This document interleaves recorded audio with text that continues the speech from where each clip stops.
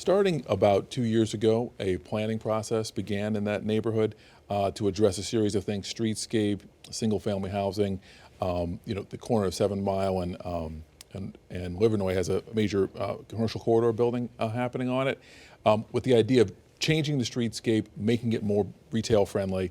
And in those conversations, there was a decision about the length of it, and there was a decision about what it should look like. There were a series of community meetings that led up to the decision to go forward in this way.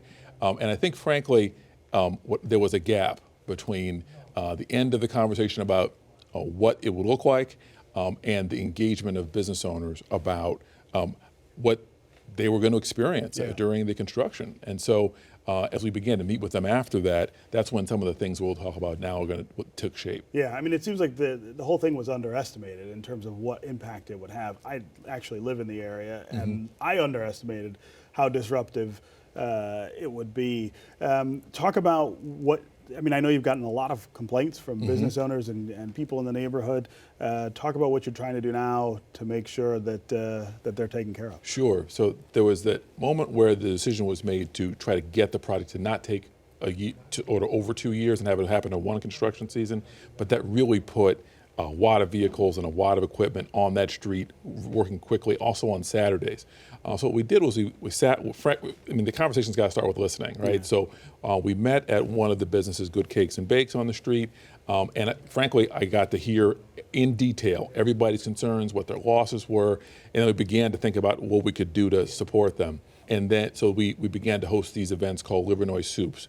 They're based on the Detroit soup model that the Build Institute has, where there's a pitch competition effectively, but we made every person who competed a winner in some way, and the host got grant funds. This is a way to get people out on the street as well as providing grant money. And so the second piece was a loan and grant combination. So businesses are eligible for up to $20,000, of which only $8,000 has to be repaid. The other $12,000 is a grant. And so we closed 3 of those loans, one to Hugh just a couple of days ago. We got another 22 applications we're expecting to process shortly. But again, these are things that came out of a conversation saying we need cash and support today. How can you help us today? So what was your understanding of what was going to happen before this happened? What was your understanding of how disruptive this was? Well, I have to be candid. I didn't get much information at all. I walked into my business and saw a bulldozer in front of my doors as I'm opening up. And I had to ask the construction person, what are you doing? And he says, well, we're going to rip your streets up here. And I said, wait a minute. When did this project begin? And so then at that point, I was engaged in the process very deeply. Then I went to seek out to see exactly what was going on and figure out what had happened. Votes were taken, votes were made. And so, again, those things are water under the bridge for me. What I have at Baker's is an institution. And so in that institution, I'm trying to be the steward and make sure that it stays relatively close to what it has been for 85 years. And so my job is to figure out now, with this situation happening, how can I now maintain and keep my doors open? It's certainly been a huge impact. We're happy that the city has taken the approach to make things better with the SOUP program, along with the grant program / loan.